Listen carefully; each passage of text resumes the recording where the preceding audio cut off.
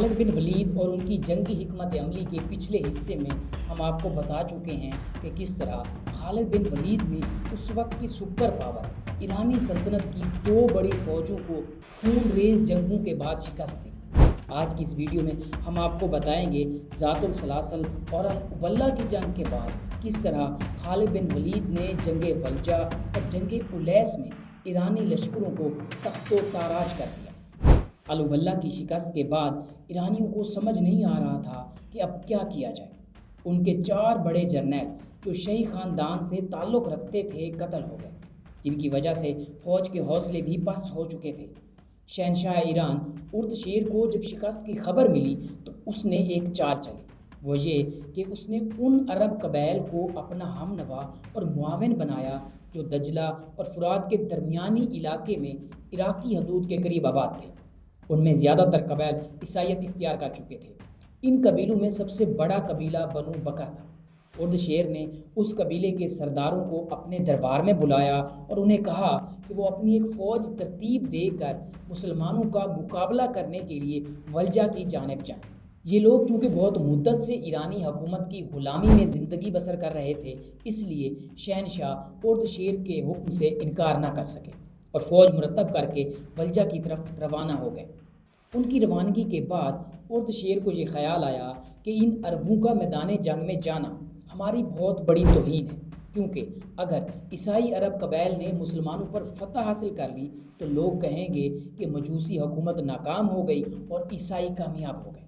اس وجہ سے اس نے اپنا بھی ایک بہت بڑا لشکر اپنے ایک مشہور سپہ سالار بہیمن جزویہ کی زیر قیادت تیار کیا اور جنگ کے لیے روانہ کر دیا۔ دونوں لشکر ولجہ کی طرف روانہ ہوئے جو دجلہ اور فرات کے سنگم کے قریب واقع ہے۔ دوسری جانب خالد بن ولید ابھی مزار میں ہی قیام پذیر تھے۔ انہیں ایرانی حکومت کی اس کارروائی کا پتہ چلا تو انہوں نے اپنے افسروں کو پیغام بھجوایا کہ پوری تیاری کریں اور اس خوش فہمی میں نہ رہیں کہ ہم نے 2 دفعہ ایرانیوں کو شکست دی ہے، اس لیے وہ آئندہ بھی ہم سے شکست کہیں گے۔ یہ غلط اور غیر فوجی خیال دل میں ہرگز نہ لیں۔ مختلف فوجی افسروں کو یہ پیغام بھیجنے کے بعد خالد بن ولید خود بھی کسریٰ کی اس فوج کا مقابلہ کرنے کے لیے ولجہ کی طرف روانہ ہو گئے اور سوید بن مکرون کو لشکر کے عقب کی حفاظت اور مفتوحہ علاقے کی نگرانی کے لیے مزار میں چھوڑ آئے۔ خالد بن ولید اگرچہ پورے ساز و سامان کے ساتھ روانہ ہوئے تھے، لیکن پھر بھی ایرانیوں کے اس لشکر کے ساتھ مقابلہ آسان نہیں تھا، کیونکہ دونوں فریق قوت، طاقت اور عزم و ارادے میں ایک دوسرے کے ساتھ برابر کا درجہ رکھتے تھے۔ ایرانیوں اور عرب قبائل دونوں کے لشکر الگ الگ تھے اور ہر ایک لشکر کا سردار اسی قوم سے تھا، لیکن ان سب کا سپہ سالار ایرانی کمانڈر بہیمن جزویہ تھا۔ لڑائی شروع ہوئی اور فریقین نے اپنی اپنی بہادری اور شجاعت کے جوہر دکھائے۔ دونوں فریقوں نے گمان کیا کہ اب صبر کا پیمانہ لبریز ہو چکا ہے، لیکن کسی ایک فریق کے بارے میں کامیابی کی پیش گوئی نہیں کی جا سکتی تھی۔ خالد بن ولید نے مزار سے روانہ ہوتے وقت راستے میں ایک تدبیر کی تھی، وہ یہ کہ اپنے لشکر کے 2 سرداروں بصر بن ابی رحم اور سعید بن مرہ کو اپنے سے الگ کر کے یہ حکم دیا کہ وہ 2 مختلف راستوں سے ایرانی لشکر کے عقب کی طرف سے میدان جنگ میں پہنچیں۔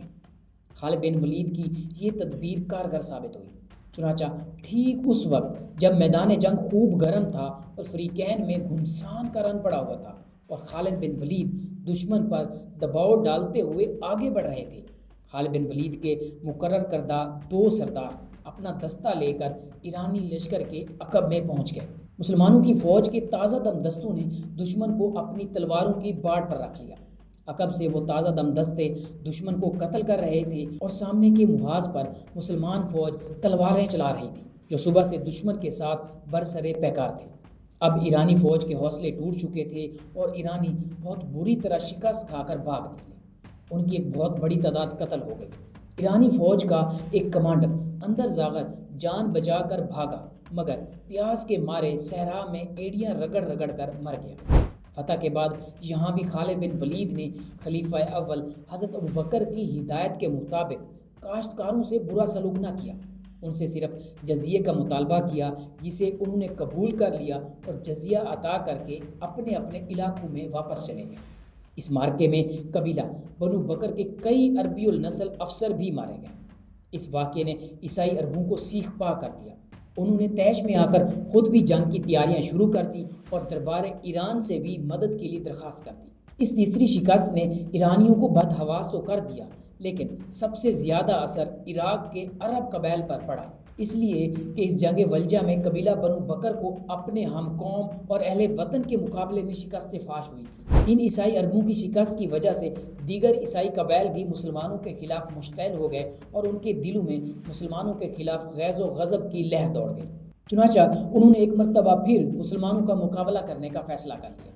اب انہوں نے اردشیر اور دوسرے ایرانی جرنیلوں سے خط و خطابت کے ذریعے بڑے پیمانے پر جنگ کی تیاری شروع کر دی۔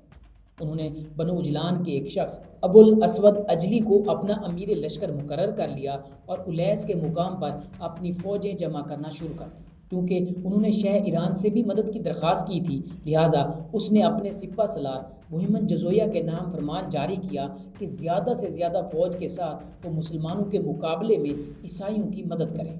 بہمن جزویہ نے اردشیر کے حکم کی تعمیل میں ایک بہت بڑا لشکر تیار کیا۔ بہمن خود تو اردشیر سے بعض معاملات طے کرنے کی غرض سے اس کے پاس مدین چلا گیا اور اپنی طرف سے جابان نامی سردار کو یہ کہہ کر فوج کے ساتھ بھیج دیا کہ جب تک وہ واپس نہ آ جائے جابان جنگ میں پیش قدمی نہ کرے۔ جب بہمن جزویہ مدین پہنچا تو اردشیر بیمار تھا اور اس حالت میں اس کے ساتھ ملاقات کرنا ممکن نہ تھا۔ چنانچہ جابان الیس پہنچ کر بہمن جزویہ کا انتظار کرنے لگا۔ ادھر خالد بن ولید کو پتہ چلا کہ بنو اجل، بنو تمیم اور بنو زبیہ اور دیگر عربی النسل عیسائی قبائل ان کے مقابلے کے لیے الیس میں جمع ہو رہے ہیں، تو انہوں نے بھی اپنی فوج کو الیس پہنچنے کا حکم دیا اور خود اپنے لشکر کے ساتھ حفیر پہنچے تاکہ وہاں کے انتظامات کا جائزہ لیا جا سکے اور اس بات کی تسلی کی جا سکے کہ یہاں جنگ کا کوئی خطرہ تو موجود نہیں۔ وہاں سے فارغ ہو کر خالد بن ولید دشمن کا مقابلہ کرنے کے لیے الیس کے مقام پر پہنچے۔ جو ہی خالد بن ولید الیس پہنچے تو انہوں نے دشمن کو سوچنے اور غور و فکر کا موقع دیے بغیر جنگ شروع کر دی۔ عیسائی جنگجو مالک بن قیس آگے بڑھا، لیکن خالد بن ولید نے ایک ہی وار کر کے اس کو موت کے گھاٹ اتار دیا۔ نتیجہ یہ ہوا کہ عیسائی فوج میں افراتفری پھیل گئی اور ان کے پاؤں بھاگنے کے لیے اکھڑنے لگے۔ ایرانیوں کو عیسائیوں کی اس گھبراہٹ کا جب علم ہوا تو انہیں سخت پریشانی ہوئی۔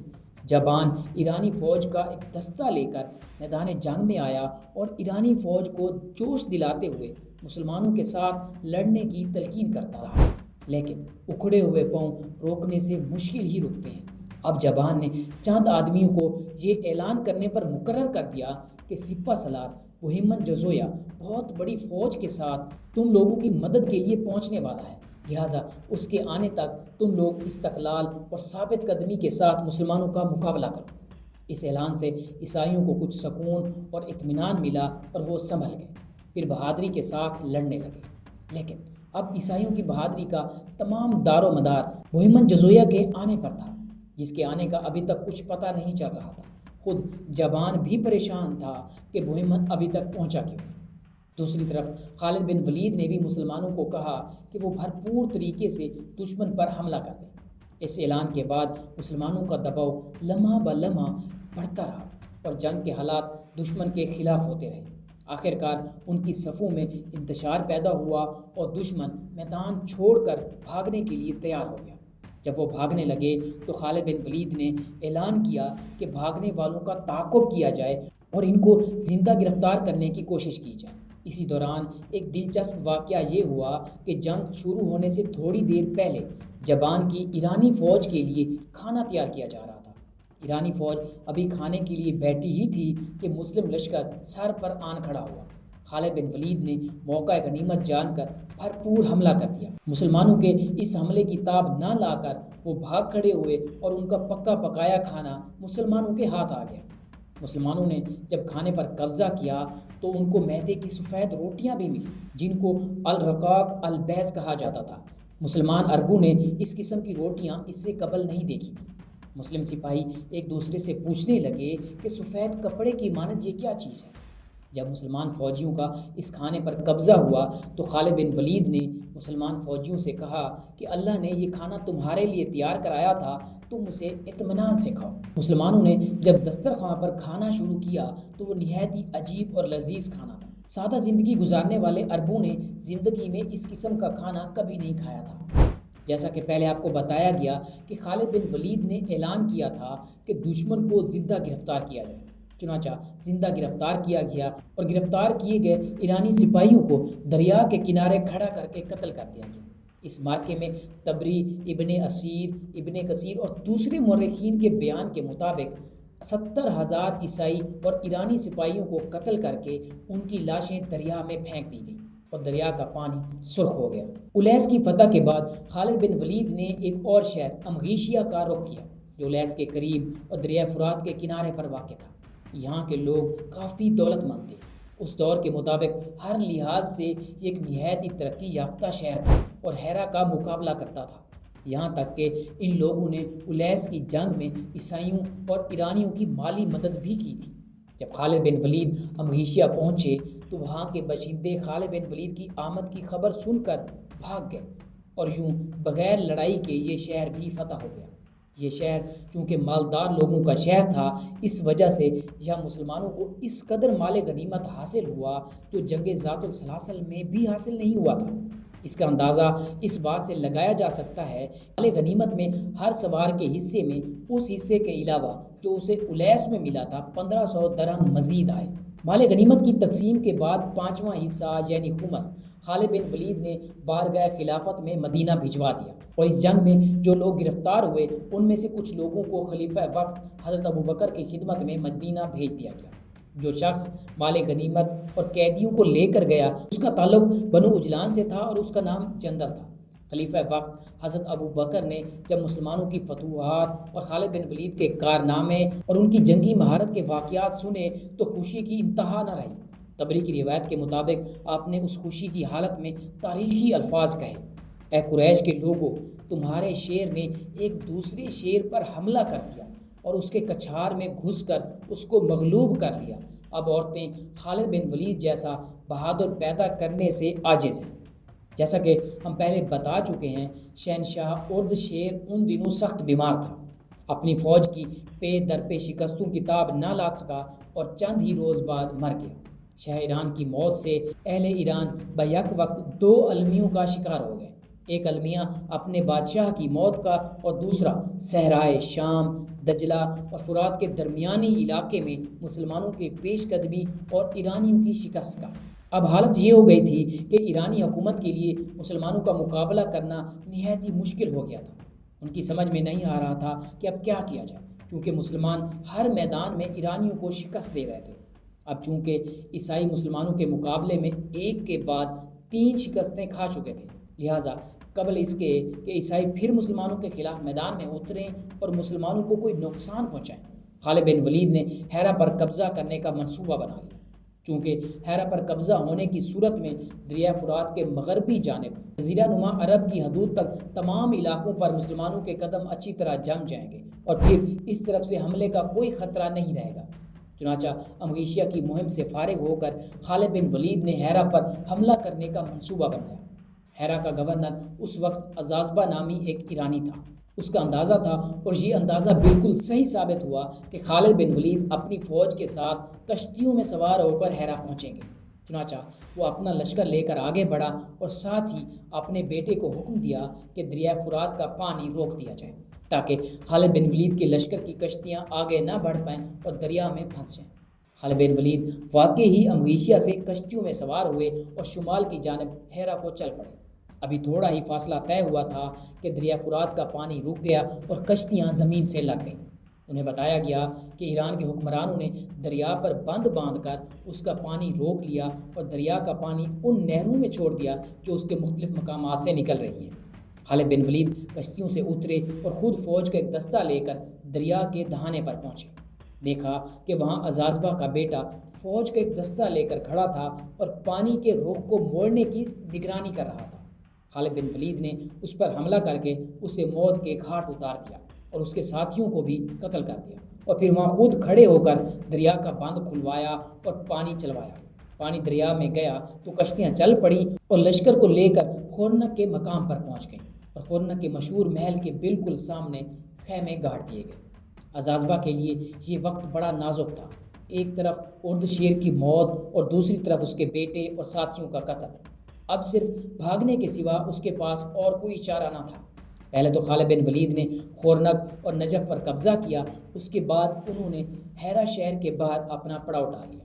محاصرے کو جب ایک دن اور ایک رات گزر گئے تو لوگوں نے مشورہ کیا کہ ہیرا کا گورنر تو بھاگ گیا ہے اور سپہ سالار کے بغیر کوئی فوج لڑ نہیں سکتی، لہٰذا بہتر یہی ہے کہ ہم مسلمانوں سے صلح کر لیں، ورنہ ہمارا حشر بھی وہی ہوگا جو الیس اور دوسرے شہر کے لوگوں کا ہوا ہے۔ خالد بن ولید نے انہیں پیغام بھجوایا کہ 3 باتوں میں سے ایک بات مان لو، اسلام، جزیہ یا پھر جنگ۔ لیکن قلعے میں کچھ ایرانی بھی موجود تھے۔ انہوں نے اس پیغام کے جواب میں قلعوں کے اندر سے سنگ باری شروع کر دی۔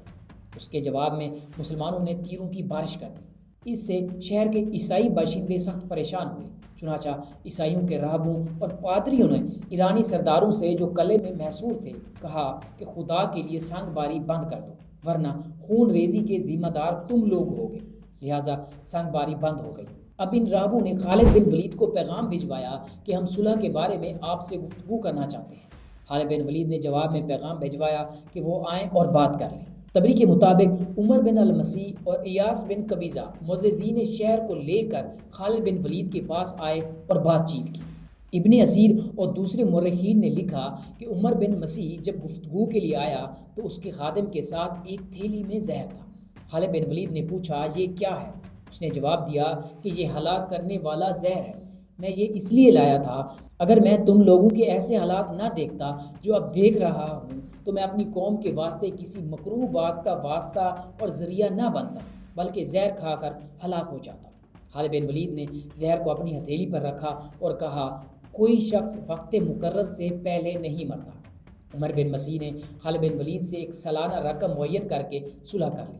اہل ہیرا کے جان و مال کی حفاظت مسلمانوں کے جان و مال کی طرح کی جائے گی۔ ایک روایت میں ہے کہ خالد بن ولید نے الگ الگ ہر قلعے کے سرکردہ لوگوں سے بات کی اور انہیں مستقبل کے نشیب و فریض سے آگاہ کیا اور یہ بھی بتایا کہ ہم عدل و انصاف کے حامی ہیں۔ عیسائی عربوں نے اسلام قبول کرنے کی بجائے جزیہ دینا قبول کر لیا، چنانچہ 1,90,000 درہم سالانہ جزیہ پر اہل ہیرا سے صلح ہو گئی۔ بعض روایت میں ہے کہ یہ شرط بھی طے پائی کہ اہل ہیرا مسلمانوں کے لیے ایرانیوں کے خلاف جاسوسی کی خدمات سر انجام دیں گے اور مسلمان نہ ان کا کوئی گرجا مسمار کریں گے اور نہ ہی کوئی محل۔ ہیرا نہایت ہی اعلیٰ مقام تھا۔ خالد بن ولید نے اس کو ارد گرد کے مفتوحہ علاقوں کے لیے جزیرہ نما عرب سے باہر اپنا پہلا فوجی ہیڈ کوارٹر اور صدر مقام بنا لیا۔ اب خالد بن ولید کے سامنے سب سے بڑا مرحلہ مدین ایرانی حکومت کا دارالحکومت تھا، کیونکہ خلیفہ اول حضرت ابوبکر کی جانب سے یہ حکم تھا کہ جب تک میں نہ کہوں اس وقت مدین کی طرف پیش قدمی نہ کی جائے۔ اس لیے خالد بن ولید کم و بیش 1 سال تک یہاں مقیم رہے۔ اس زمانے میں جب مسلمان دجلہ کے کنارے فتح پہ فتح کرتے جا رہے تھے، اہل فارس اردشیر کی موت کے بعد اندرونی اختلافات کا شکار ہو چکے تھے۔ دوسری طرف جب خالد بن ولید کو مفتوحہ علاقوں اور سرداروں کی حفاظت کے انتظامات سے متعلق پورا یقین ہو گیا تو وہ کیکا بن عمر کو ہیرا کا نگران مقرر کر کے خود ایاس بن غنم کی مدد کے لیے روانہ ہو گئے، کیونکہ وہ کافی عرصے سے دومت الجندل میں پھنسے ہوئے تھے۔ خالد بن ولید ہیرا سے چل کر سب سے پہلے فلوجہ پہنچے، وہاں سے کربلا گئے اور وہاں کچھ روز قیام کے بعد انبار پہنچے۔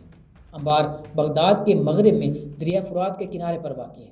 مورخین نے لکھا ہے کہ انبار کو انبار کہنے کی وجہ یہ ہے کہ یہاں غلے کے انبار لگے رہتے تھے۔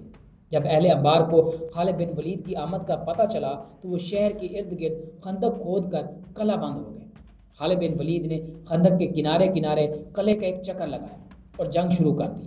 خالد بن ولید نے اپنے تیر اندازوں کو حکم دیا کہ جو لوگ ہمارے مقابلے میں متعین ہیں وہ میرے خیال میں اصول جنگ سے واقف نہیں، اس لیے تم تاک تاک کر ان کی آنکھوں کو نشانہ بناؤ۔ چنانچہ تیر اندازوں نے ایسا ہی کیا اور ایک ہی دن میں دشمن کے 1000 آدمیوں کی آنکھیں بیکار کر کے رکھ دی۔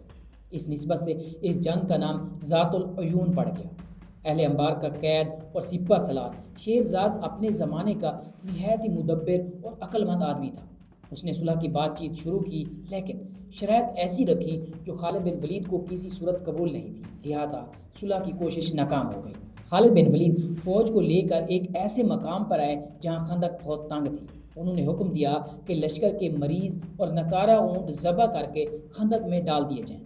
نتیجہ یہ ہوا کہ لاشوں سے خندق کے ایک حصہ بھر گیا اور عارضی پل بن گیا۔ خالد بن ولید فوج کے ساتھ خندق پار کر گئے اور دشمن کو قلعے کے اندر پسپا ہونا پڑا۔ یہ صورتحال دیکھ کر شیرزاد نے دوبارہ صلح کے لیے کوشش شروع کی اور پیشکش کی کہ اگر ان کی جان بخشی کر دی جائے تو سواروں کے ایک دستے کے ساتھ، جن کے پاس ساز و سامان کچھ نہ ہوگا، وہ خالی ہاتھ شہر سے نکل جائے گا۔ خالد بن ولید نے اس کی یہ پیشکش قبول کر لی اور شیرزاد شہر سے نکل گیا اور یوں شہر پر مسلمانوں کا قبضہ قائم ہوا۔ انا للہ و انا الیہ راجعون، اب تمہیں ہلاک ہونے سے کوئی نہیں بچا سکتا۔ یہ الفاظ سے مسلم لشکر کے گائیڈ رافع بن عمیر کی۔ رافع بن عمیر نے ایسا کیوں کہا؟ یہ سب اور دومت الجندل کے معرکے میں کیا ہوا؟ آپ کو بتائیں گے خالد بن ولید کی جنگی حکمت عملی کے اگلے حصے میں۔